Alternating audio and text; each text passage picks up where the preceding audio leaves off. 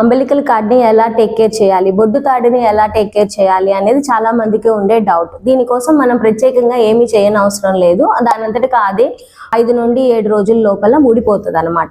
ఊడిపోయిన దానికి కూడా ఏమన్నా పౌడర్ వేయటము, నూనెలు వేయటము ఇలాంటివి ఏమీ చేయకూడదు. అది దానంతటికి అది డ్రై అయిపోతుంది.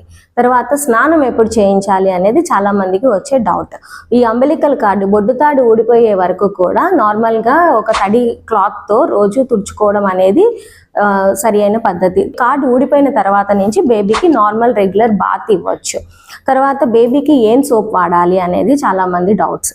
బేబీ సోప్ అనేది బేబీ స్కిన్ pHకి ఫేవరబుల్గా ఉండే సోప్స్ ప్రొడక్ట్స్ వాడడం అనేది సరి అయిన పద్ధతి. ఇంకొకటి వచ్చి బేబీకి డైపర్స్, సరైన సైజు డైపర్స్ వాడుకోవాలి. ఇంకా పడుకోబెట్టినప్పుడు బేబీని వెల్లకిలా పడుకోబెట్టాలి, అంతేగాని బోర్లగా పడుకోబెట్టడం అనేది మంచిది కాదు.